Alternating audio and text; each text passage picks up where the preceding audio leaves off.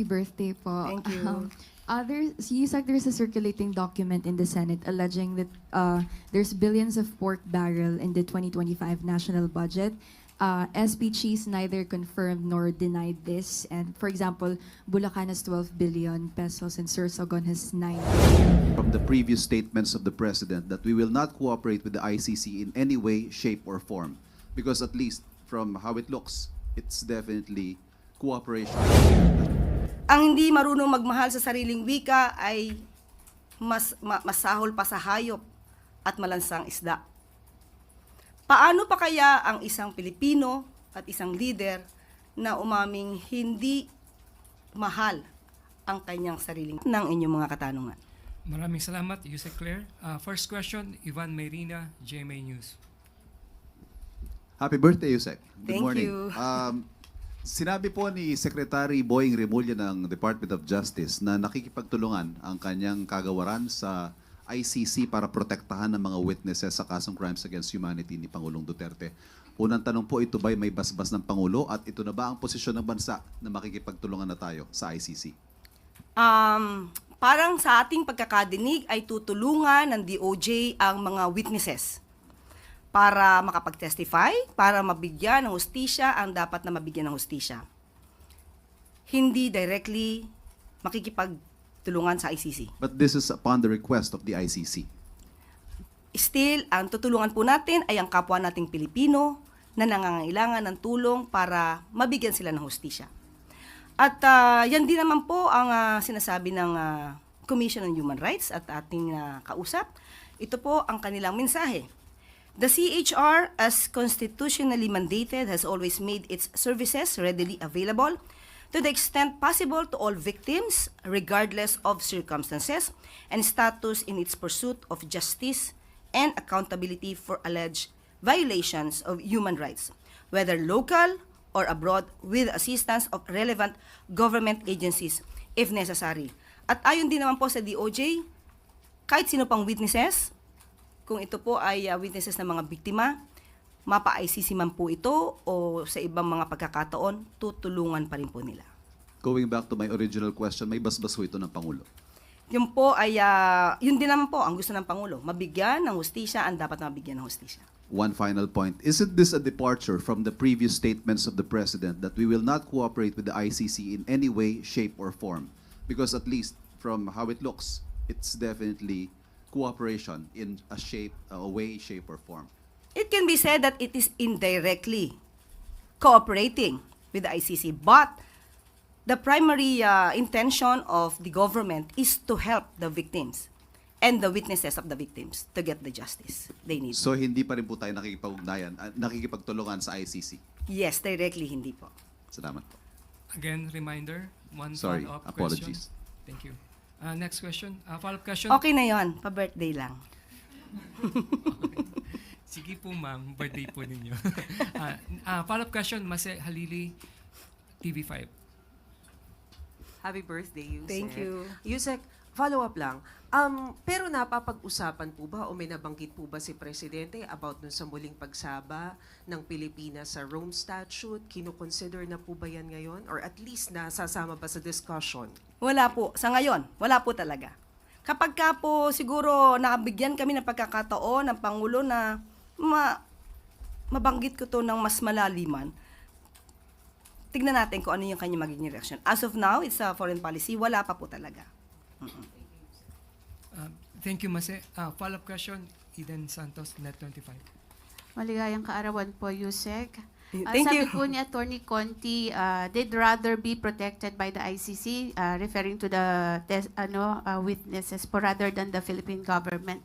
Parang nawawala po yung tiwala nila sa Philippine government dun sa kanyang statement. Siguro po sa kanyang, mahirap po magsalita kung anong po ang kanya nasa damdamin at nasa kanyang isipan. Siguro, I'd rather not comment to the reaction of Attorney Conti. Thank you, Eden. Next question, Ivy Reyes, Bilonario. Happy birthday po. Thank you. There's a circulating document in the Senate alleging that there's billions of pork barrel in the 2025 national budget. SB Cheese neither confirmed nor denied this. And for example, Bulacan has 12 billion pesos and Sorsogon has 9 billion. Ano po ang masasabi ng para sa usapin ng pork barrel na ito? Wala pong nakakarating sa amin na ganyang balita. Ngayon ko, on my part, ngayon ko lang din po nadinig ang ganyang sinasabi niyong papel na nagsisirculate. Yes. Wala pong nakakarating sa atin. At hindi po ito nagiging issue sa palasyo. So, sorry, we deny that. Thank you po. Thank you, Ivy. Next question, Eden Santos, Net25. Yusek, tanong ko lang po, bakit po kaya hindi natuloy si Pangulong Ferdinand Marcos Jr. doon sa pagsalubong sa mga OFW from Israel nung Tuesday po? Di ba meron siyang schedule morning pero na-cancel dahil na-delayed yung flight. Dumating po ng gabi yung yung first batch ng OFWs from Israel. Pero hindi na po nagpunta ang Pangulo. Meron po bang mas mahalagang appointment or activity ang Pangulo that time kaya hindi po siya nakasalubong? Anong oras po ba dumating? Gabi na po. So, most probably, hindi po kasi yan yung naka-schedule sa Pangulo. At kapag ka po kasi ganito, nadidelay po yung flight, hindi po natin kabisado kung ano ang oras ng dating. So, hindi naman po intensyon, kasi 11 o'clock mukhang baka po ang Pangulo na yan ay nagpapahinga at naabisuhan na lang po siya. Siguro marahil ay the following day na po. So, hindi po Mga natin alam. 7 something Hindi Yusek. hindi po kasi natin alam ang tunay na sitwasyon, kaya mahirap po tayong magbigay ng anumang judgment na kung may mahalaga bang ginagawa ang Pangulo para hindi masalubong ang ating mga kababayan na nagmula sa Israel. Thank you. Maraming salamat, Eden. Next question, Ann Soberano, Bombo Radyo. Yusek, happy birthday. Thank you. Oo. Kuha lang po ako ng reaction from Malacanang. Nadismaya kasi po ang ilang mga transport group dahil sa di natuloy na fuel subsidy na ibibigay ng gobyerno. Ayon sa grupong Manibela, ramdam ng mga drivers and operators ang second tranche ng fuel price hike na nakatakda this week. So ano pong mga remedyo siguro pwedeng gawin dito, Yusek? Thank you. Alam naman natin na ang Pangulo, kapakanan din ng mga PUV drivers, ng operators, ng mga transport groups, ang isa sa mga inuuna niya. Minsan po nga ay nagpasalamat din po ang ilang transport groups dahil nakikinig ang Pangulo sa kanilang mga panawagan tulad sa pag-increase ng private cars insurance. At ang pag-intindi sa sitwasyon ngayon ng PUV modernization program. Yan po ay kanilang ikinatuwa sa mabilis na pag-aksyon ng ating Pangulo at ng gobyerno at ng Secretary Vince Dizon. May mga pagkakataon po siguro na ganitong klaseng sitwasyon ay hindi po agad makakapag-decide ang Pangulo dahil depende po ito sa nagiging sitwasyon sa kasalukuyan. Pero patuloy pong nagmo-monitor ang pamahalaan kung ano ba ang nangyayari sa issue sa Israel at Iran. Sa kasalukuyan po kasi ay kung di po tayo nagkakamali, umaabot lamang po sa 65 to 68 US dollars per barrel ang presyo ng crudo. World market. Global market price. So, hindi po agad ito matitrigger. Pero tandaan po natin kung anong po ang maitutulong sa kakayanan at naaayon sa batas natin at sa rules, hindi naman po ito ipagkakait ng pamahalaan. Apo. Maraming salamat, Ann. Next question, Alvin Baltasar, Radyo Pilipinas.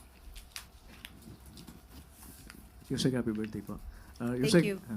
The other day po, sinagot ni Vice President Sara yung pagkakatag sa kanya as pro-China, stating that she is not for any country at all. Sabi niya, we need to maintain and level up our relations with all countries, hindi lang sa China. Reaction po dito ng Palasyo. Ang Pangulo po taas noo at ipinagmamalaki na siya ay pro-Philippines. Sinabi niya na he will not yield even an inch of our territory. Ang tunay na Pilipino umaawit ng lupang hinirang na may dangal.